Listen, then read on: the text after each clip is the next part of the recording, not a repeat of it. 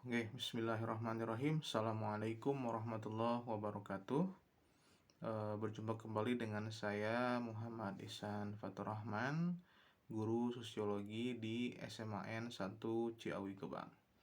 Pada kesempatan kali ini, saya akan menjelaskan materi tentang pemberdayaan komunitas. Di mana untuk bisa memahami tentang pemberdayaan komunitas, kita flashback ke materi kita yang sebelumnya bahwa pemberdayaan komunitas ini adalah salah satu tindak lanjut dari dampak globalisasi. Di mana dampak globalisasi ini salah satunya adalah lunturnya jati diri bangsa. Dan solusi untuk mengatasi lunturnya jati diri bangsa adalah penguatan dengan pemberdayaan komunitas. Jadi kita sekarang akan mendalami tentang apa itu pemberdayaan komunitas dengan mengetahui apa yang melatar belakanginya.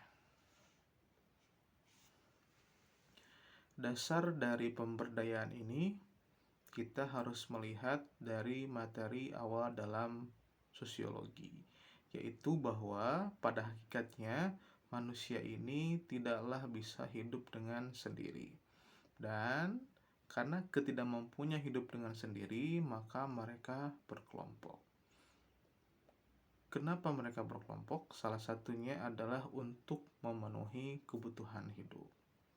Dan dari pemenuhan kebutuhan hidup ini, mereka berusaha menguatkan diri, menguatkan kelompok mereka dengan melakukan berbagai macam cara pemberdayaan, sehingga kelompok yang mereka miliki bisa lebih efektif untuk memenuhi kebutuhan-kebutuhan pribadinya. Selain itu, dasar dari pemberdayaan ini adalah bagaimana tentang ketimpangan. Ketika ketimpangan terjadi di dalam sebuah masyarakat, maka pemberdayaan dari komunitas ini adalah salah satu hal yang efektif untuk menangkal berbagai ketimpangan-ketimpangan tersebut. Dan yang terakhir, bahwa dasar kenapa masyarakat melakukan pemberdayaan adalah untuk menguatkan, di mana dengan adanya pemberdayaan dalam salah satu komunitas ini menjadi wadah untuk mengintegrasikan berbagai unsur dalam masyarakat. Dari dasar-dasar ini, kita akan terlebih dulu fokus kepada tentang ketimpangan sosial. Karena ketimpangan ini adalah salah satu dasar yang sangat kuat dan krusial kenapa masyarakat pada akhirnya nanti melakukan pemberdayaan komunitasnya.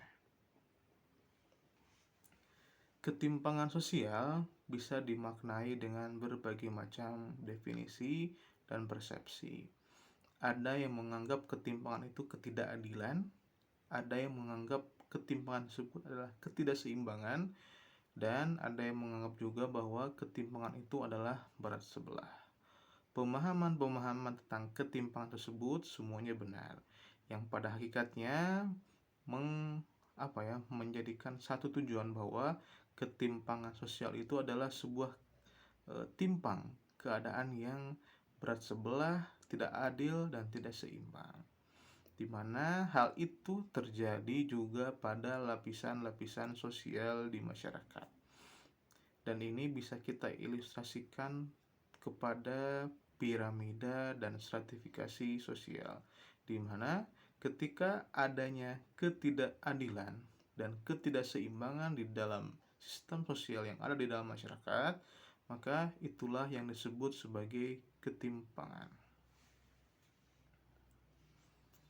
Penyebab ketimpangan ada berbagai macam hal.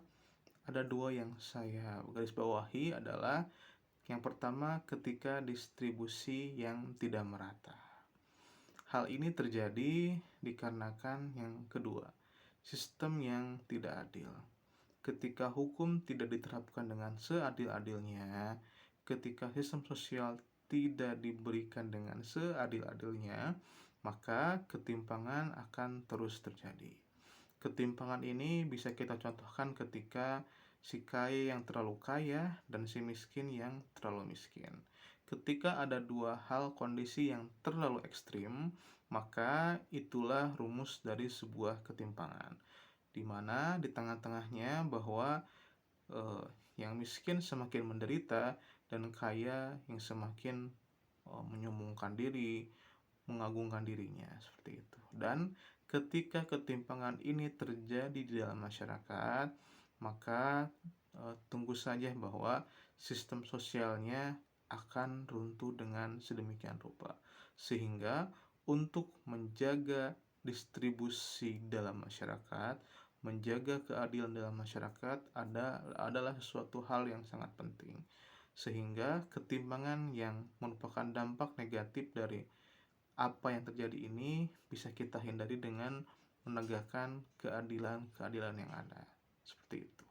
Itu bahasan awal kita di dalam pemberdayaan sosial, terutama dalam hal ketimpangan sosialnya. Baik, terima kasih untuk kali ini.